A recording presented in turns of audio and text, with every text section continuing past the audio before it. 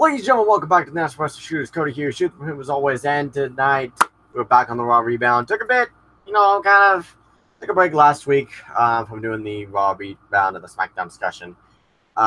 Just because I was doing live reactions for Raw and SmackDown for the follow-up for SummerSlam, and didn't really feel like doing it. So we're back in this week with this week's Raw Rebound on a Raw that wasn't really horrible, wasn't bad.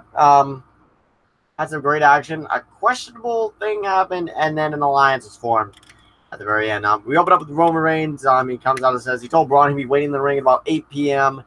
And, if he doesn't come out, then this will turn into a Shield Workhorse Open Challenge, as they called it. Braun Strowman came out and talked for a little bit and said, I was planning on fighting you. How do I not know that your boys are going to come back out here again? And Roman's like, well, they made the decision on their own because they understand that the Shield is a brotherhood. And he's like, well, you should cash in that Money in the Bank tonight. Braun's like, no, I'm not cashing in the Money in the Bank tonight. But I will make you a deal. I will cash in the Money in the Bank on September 16th in San Antonio, Texas. And you and I are going to go to war inside Hell in a Cell for the Universal Championship. They agree. Out comes Ziggler and McIntyre saying that, hey, Braun and Roman are at the top of the mountain. And they'll be more than happy to take out Roman and Braun from the top of the mountain, and then from there you kind of had to figure that something was up. Ever gonna stand up to big Braun Strowman and Roman Reigns. So a tag team matchup was made official for later on in the night by the acting general manager Baron Corbin. Opening segment, usual, Braun and Roman Hell in a Cell and a Hell in a Cell match. I think that'll be good because if you've seen the wars between Braun and Roman in the past, you know that they will be willing to literally go to war. If you remember the Great Balls of Fire, I was there live for that. And, it was a good match at Great Balls of Fire. The ambulance be backed up into the trailer. Attempted murder. What kind of crazy shit are they going to pull this time? But then Baron Corbin's in the ring and he makes a match. Finn Balor, the man, versus Baron Corbin, the acting general manager. So another match between Finn Balor and Baron Corbin. The usual standard matchup that they do. And then Baron Corbin gets himself disqualified. Oh, but wait a minute, he says. Oh, I forgot to mention this is a no disqualification matchup. And then he uses the steel chair and the days, and Baron Corbin gets the win. We get a couple seconds throughout the night about the legends talking about Taker and Triple H of one last time. And apparently Shawn Michaels is going to be there, so that's cool. Shawn Michaels hasn't been around in a while. They're really hyping up this Triple H Undertaker match. Kind of like they did with the end of the era matchup with Taker and Triple H. Was that supposed to be their last encounter? Then again, WWE did forgive once in a lifetime and Cena and The Rock a year after they did it. So I can't really be surprised. We get a matchup between Dana Brooke, and let me get the chat over real quick while I'm thinking about it. Dana Brooke versus Sasha Banks. Didn't really pay a lot of attention to this matchup, but as usual, Sasha Banks gets up the win over Dana Brooke. Dean Ambrose is backstage, and Jinder Mahal comes back and says, you know what, you need to meditate. He says, close your eyes and tell me what you see. And Ambrose is like, I see you.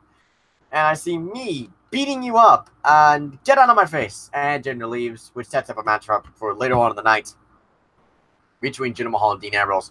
We get to a Seth Rollins segment. Now, this part I didn't see. I didn't see the segment, but I did see the match.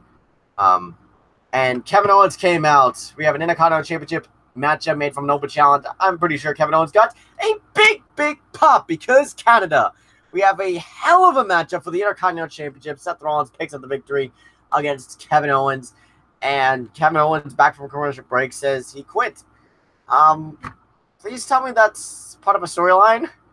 I'm scared and I wanted to be part of a storyline. Don't be for real. Please no. Please no. Please no. By the way, the end of the matchup was Owens busting out a moonsault. Ooh. And Rollins moved out of the way. Curb stomp 1, 2, 3. Rollins still the Intercontinental Champion. And like I said afterwards, I quit, says Kevin Owens. And, tell me this is a storyline. I do got to say it was better than last week's, if I'm being honest. Renee Young interview, Ziggler Dolph, I missed that. I was actually out getting food. Whenever the I Quit thing, the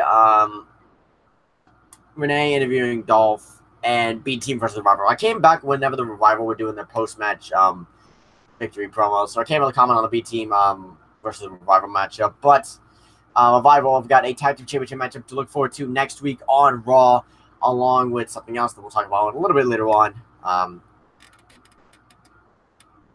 We're then into an Elias segment, and Toronto giving Elias a big, walk with Elias thing, and then actually busting out of the Elias sucks chant. So Toronto's one of those crowds that they will have their favorites, but they can also play along if you push the wrong buttons. As you know, I recorded the reactions for this segment with Elias Trish Stratus. Not a whole lot to say. Ronda Rousey comes out with Natalya, and Natalya comes out for the match. We get Natalya versus Alicia Fox. Natalya has Trish Stratus and Ronda Rousey in her corner, and Bliss had Mickie James and Fox had Alexa Bliss and Mickie James in her corner. My mistake. This wasn't Natalya and Alexa Bliss. But Natalya picks up the win after Fox taps out. We get backstage, and the Bella Twins meet up, and they announce the next week the Bella Twins are going to be back on Monday Night Raw for the first time. I believe in 3 years, competing on Raw, that is. But, Bella Twins are going to be facing the Riot Squad.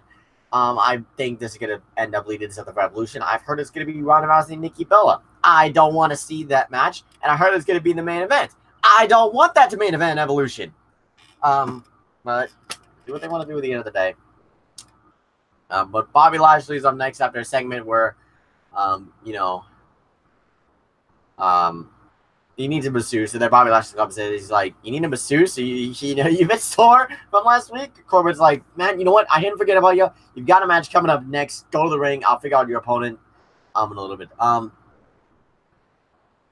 Jason Sims. I will talk to that as soon as I get done talking about this upcoming match. Basically, handicap match. Bobby Lashley versus the Ascension. The Ascension get TV time on Raw, and Bobby Lashley squashes them. No surprise. Real quick, I am going to sidebar real quick because Scott did bring up a point that actually was brought up about 5 minutes. I found out about it about 5 minutes before Raw started. There was a situation rumored about someone getting a gun past security at Monday Night Raw and going to shoot themselves live in Toronto, Canada. That person was the guy that impersonated Owen Hart on an episode of Raw back in the Attitude Era. Apparently, it was a big joke, and he was at home. Russo contacted him. You can't joke about that kind of shit, man. That's fucked up on a lot of levels. That's all I'm gonna leave it at that. Not gonna talk about that anymore. But after the handicap matchup, we get a Jinder Mahal versus Dean Ambrose matchup. Not really a whole lot comment about with this match, but Dean Ambrose gets the victory, building more momentum as Ambrose has came back, looking better than ever. Backstage, we get a backstage segment, and Braun's like, I know you don't like me, I don't like you. The only thing that's going to get squashed tonight is McIntyre and Ziggler. Well, that was a bit of a lie by Braun Strowman. Roman's is like, he will look at the mirror and realize that he will not have the Universal Championship, but, cool by him. So we get to the tag team main event of Dolph Ziggler, Drew McIntyre versus Roman Reigns and Braun Strowman. Roman Reigns gets beat up for the majority of the match, tags Braun Strowman, and Braun just stands there on the apron. Ziggler and McIntyre beat up Roman Reigns, but then it turns out that Braun Strowman has aligned himself with Ziggler and McIntyre, maybe just for the case of this whole rivalry thing, but Braun Strowman seems to have turned heel and has aligned himself with Ziggler and McIntyre. They beat up on Reigns, beat up on Ambrose, beat up on Rollins. They had a plan from the onset, and it ends. Raw ends with Braun, Ziggler, and McIntyre standing tall. It's weird seeing Braun raise the hands of Ziggler and McIntyre. That's just a bit weird to me. We all know Braun for being the monster among men. We all know Braun for flipping big shit. But it just this seems weird. This doesn't seem like Braun Strowman. But I mean, when you're turning heel, you got to change up your bravado a bit. So they're probably doing something with this. I don't know. People are probably going to be sad because, oh, why didn't you do the Wyatt family thing? That would have been cool. I think that would have been cool if you had Roman and Braun win, and then Harper and Wyatt surround the ring and Braun Strowman attacks, and then they all beat down Roman, then beat down Ambrose, then beat down Rollins. I think that would be cool. It would have been a good way to end off Raw. People would have gone nuts, but, had to make sense because Ziggler and McIntyre are feuding with Rollins and Ambrose, so you had to do something that makes sense for that. So it makes sense. It's just a missed opportunity and one of the things where you're just like, aww.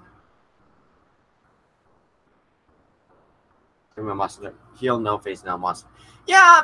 Someone by the name of YouTuber by the name of Christian Miracle, who does the WWE Sins, said, put it best. Man, Braun isn't heel or face to me. He's simply a monster. Heel, no face, no monster. Yes. Yeah, that's kind of the best way to put it. So I kind of see it that way, honestly, as well. But that's going to do it for Monday Night Raw. Overall, better than last week's show. Thankfully, there was nothing of the whole Jason situation. The Jason Sensation situation. Thankfully, there wasn't anything but that. And this Raw wasn't best, not the worst. You know, it was there, and it was, for what it was worth, it was pretty good. That's going to do it for now, guys. Thank you guys for watching. Be sure to like, comment, share, and subscribe. Leave comments down below on what you thought of this Raw. All opinions are welcomed. And remember, guys, we are a passionate group of wrestling fans. It doesn't matter if you're WWE, TNA, New Japan, Ring of Honor, CMLL, Lucha Underground. Doesn't matter. We're not afraid to shoot straight from the head. But for now, guys, hold on. It's a normal thing. Remember, guys, we are passionate wrestling fans who love the art of professional wrestling. Doesn't matter. WWE, TNA, Lucha Underground, Ring of Honor, New Japan, some local promotion in any state. Doesn't matter. But we're not afraid to shoot straight from the hip. But for now, guys, I must bid you all adieu. Goodbye. Mwah. And good night. Bye!